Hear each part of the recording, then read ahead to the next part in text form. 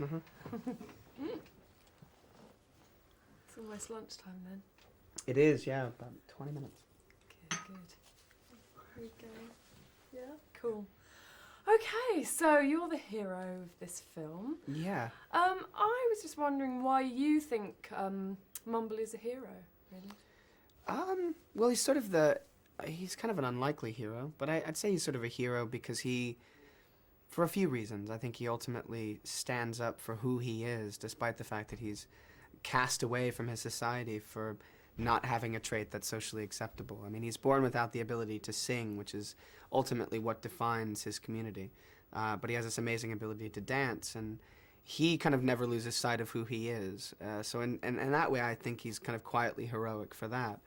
But he's also extremely heroic in that he recognizes that there's a problem in his community and at large in the world that he knows with a fish shortage, and he ultimately takes it upon himself, kind of naively, not quite knowing how he's going to achieve this, to discover why there's a problem and getting to the bottom of it.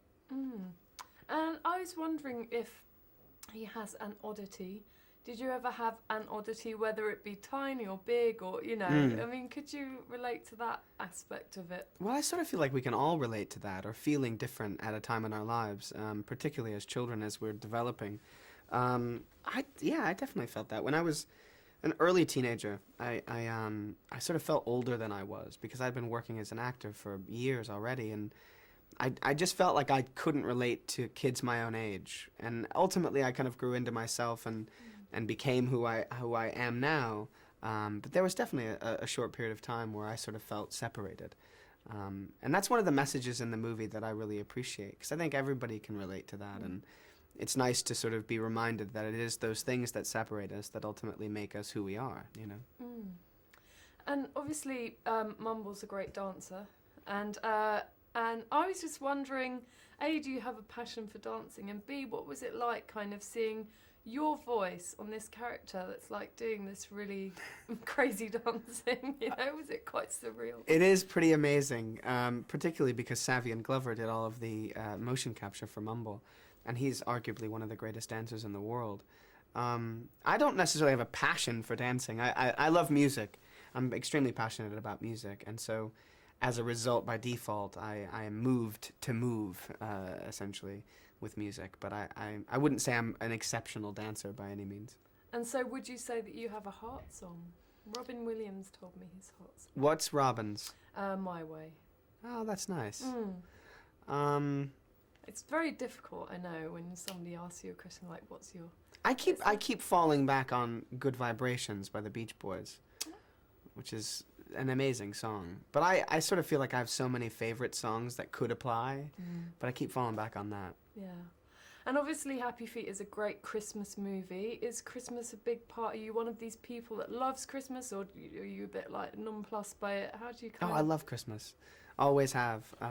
Christmas is a huge holiday for my family. It just represents family and spending time with my family, and you know, I love the preparations for Christmas, getting Christmas decorations, getting the lights. I mean, you know, everything that is sort of Christmas entails. I really enjoy that whole process. It's really the one time a year where I am home, strictly at home, and I enjoy that, definitely.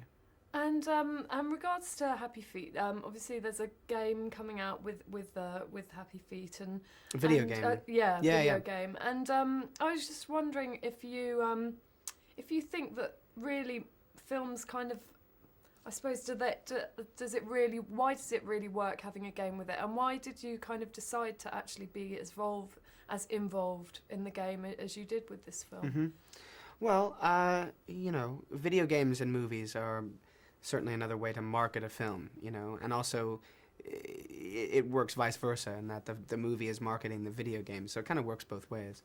And I think that there are times where it's a wonderful companion piece, whereas, like, for instance, the Lord of the Rings video game, or even the King Kong video game, where the filmmaker actually does spend a lot of time in developing it, and they're not just trying to put out a license, they're actually trying to make a quality video game. So I think sometimes it works brilliantly, and the reason I wanted to be involved with the Happy Feet game is, having worked on the movie, I wanted to make sure that the game had the same level of integrity, and so I wanted to make sure it had my voice. But I definitely made sure that George Miller, the director of Happy Feet, approved the game, and that it was all kind of in conjunction with what we'd done, because I certainly wouldn't want to have worked on a video game that the filmmakers didn't approve of. So Fantastic. yeah, Thank you very much Yeah, for your thank you. time. Good Thanks a luck lot. with it. thank you.